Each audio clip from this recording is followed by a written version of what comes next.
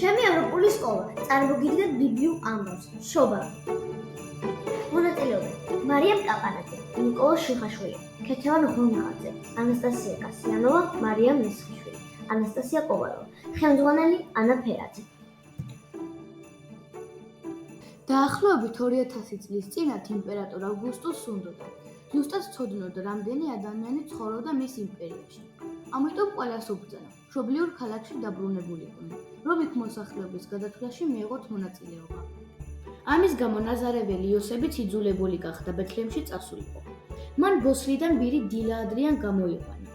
შორ გზაზე მიდიოდა და მგზავრობა იმ დროს რთული იყო, რადგან ჯერ მატარებლები და მანქანები არ არსებობდა. ცხენის ყიდვას კი ღარიბი იოსები როგორ შეძლებდა? იოსებმა საგზარი ბრომად მოიმარაგა. ორსული მარიამი ვიზას შესვა და გაუდგა ბეთლემისკენ გზას. თვითონ ფეხით მიდიოდა. ბეთლემში რომ შევიდნენ უკვე ბნელოდა.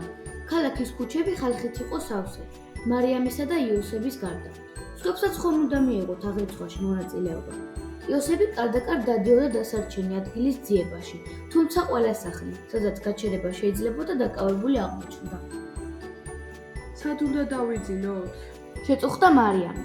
დაღლილები და მშივრები იყვნენ, თანაც ძალიან სიოდა და იოსებს სიარულისაგან ფეხებით სტყიოდა. აბა, იქ ვცადოთ. იოსებმა ქალაქის განაპირას მდგარ პატარა ქოხზე მიანიშნა. პატარა ქოხი ბოსელი აღმოჩნდა. შიგნით მარტო ერთი ხარი დახვდათ, რომელმაც მათ დანახვაზე კეთილად დაიზვიურა. სულ არაფერს ბოსელი სჯობს. ჩალა გაგვათხოვს თავზე ჭერი გვექნება და ჩვენი ვერც მარტო არ იქნება. თქვა იოსებმა და ჩალაში საწოლი ადგილი მოაწყო. შემდეგ დარჩენილი პურით ივახშმეს და დაძინება გადაწყვიტეს. გარეთ ქარი უსტვენდა. ხარი და სახედარი თავიანთ ბაგაში თივას კვნეტდნენ. უცებ იოსებმა ჭერის ხვერიდან განსაკუთრებით კაშკაშა ვარსკვლავი დაინახა, ისეთი, როგორც არასოდეს ენახა. უცებ მარიამს მუცელი ასტკიოდა და პატარა ბიჭი შობა. მას იესო დაარქვეს. საწოლი არ ჰქონდათ, ამიტომ იოსებმა ბაუში თავშაში გაახვია და ბაგაში ჩააწვინა. მახლობლად მწყემსები იყვნენ საძოვარზე და ცხვარს დარაჯობდნენ. ცხოველები წყნარად იცოხნებოდნენ. 7 უღრუბლო მღრამე იდგა. მაგრამ უცებ ინათა და მწყემსებს უფლის ანგელოზი გამოეცხადათ. ნუ გეშინიათ, საჩხარო ამბავი უნდა გაუთხოთ. ბეთლემში დღეს იესო ქრისტე იშვა, ზეღვთისა, რომელიც მსოფლიოს იხსნის. წადით და მოწოდით, მას ბაგაში მწოლი არის, თავშალში გახვეულში ხილავთ. უთხრა ანგელოზმა დამფრთხარ მწყემსებს. ცაში სხვა ანგელოზებიც გამოჩნდნენ. ადამიანებს მშვიდობას აღუთქვამდნენ და ღმერთს ადიდებდნენ. დაფეთებული ცხრები აქეთ-იქით მოუსვენნად დარბოდნენ. გაოცებული მწყემსები კი თვალებს იცრესდნენ. მერე ანგელოზები გაქრნენ. მწყემსები კი დიდხანს იდგნენ უკუნში და არ იცოდნენ რა ეფიქრათ. მოდი ბეთლემში წავიდეთ. ჩვენი თვალით ვნახოთ რა მოხდა და ახალშობილი იესოს პატივი მივაგოთ. მწყემსებმა ფარა ბეთლემისკენ გარეკეს. შორედავე დაინახეს, რომ ცაზე ერთი ვარსკვლავი განსაკუთრებით კაშკაშებდა და ზუსტად ქალაქის განაპირას, ქოხის თავზე ეკიდა. აქ უნდა იყოს. ივარაუდეს მწყემსებმა. ქოხს მიუახლოვდნენ და კარზე ფრთხილად დააკაკუნეს. ზუსტად ამ დროს სულ სხვა ადგილას შეკრებილმა სამმა ბრძენმა შენიშნა ის კაშკაშა და ლამაზი ვარსკვლავი. ასეთ ვარსკვლავს დიდი ხანია ელოდნენ. იცოდნენ, ეს მეფის დაბადების ნიშანი იქნებოდა. იმ მეფისა, რომელიც მსოფლიოს გადაარჩენდა. ის იშვა. წინასწარმეტყველება ასრულდა. თქვენს ბრძენებმა ერთხმად, აქლემები შეკაზმეს და საჩუქრები ჩაალაგეს. ახალშობილი მეფის საძებნელად მიდიოდნენ. კაშკაშა ვარსკვლავი გზას უჩვენებდათ. როდესაც ჩვილმა იესომ ბაგაში ჩაიძინა, ბოსლის კარზე სწორად მაშინ გაისმა კაკუნი.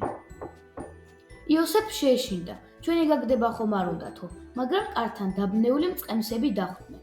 უცნაურ ამბებს ყვებოდნენ ანგელოზზე და ახალშობილის ნახვას თხოვდნენ. როგორ გაიგეთ იესოს შესახებ? კითხა მათ მარიამმა. მწყემსებმაც უამბეს, რაც ანგელოზმა აუწყათ. მარიამსა და იოსებს ძალიან გაუკვირდათ. იმ ღამით საოცრებები ხდებოდა. მწყემსებმა ქოხში ცხვრის ტყავები შეიტანეს. ერთმა გარეთ, კართან კოცონის დაანთო და ბოსერში შედარებით დათვა. ძალიან დიდხანს მიდიოდა სამი ბრძენი უდაბნოსა და მთებში, ციცხესა და სიცივეში. ცაში აკაშკაშებული ვარსკვლავი მუდმივად მოჩანდა და გზას მიანიშნებდა. აქლემები დაიქანცნენ. საგზალი გამოელიათ და მგზავრებმა ჯერ კიდევ არ იცოდნენ, რას ნახავდნენ მოგზაურობის დასასრულს. ბოლოს, როგორც იქნა ბეთლემს მიაღწიეს. ბეთლემში ბრძენები სასახლის ნაცვლად ბოსელს მიადგნენ, სადაც ოქროს სამოში ჩაცმული მეფის ნაცვლად ბაგაში მწოლიარე მტირალა ყრმა დახვდათ. არადა ყველაზე ლამაზი და კაშკაშა ვარსკვლავი, რომლის ამოსვლაც შორეული ქვეყნიდან დაინახეს, სწორედ ამ ფოხის თავზე კიაფობდა. გზავრები დარწმუნდნენ, რომ სწორად მივიდნენ, ახალშობილ საჩუქრები მიართვეს და თაყვანი სცეს. მეორე დღეს სამმა ბრძენმა ისევ შინისაკენ გასწია. წყემსებიც კარგახანია საძოვრებზე გასულიყვნენ. მარიამმა და იოსებმაც დატოვეს ბეთლემი და გზას ნაზარეთისკენ გაუყვნენ. თითქოს არაფერი მომხდარიყო, თუმცა მაინც ყველა გრძნობდა, რომ რაღაც შეიცვალა. ახალი ეპოქა დაიწყო.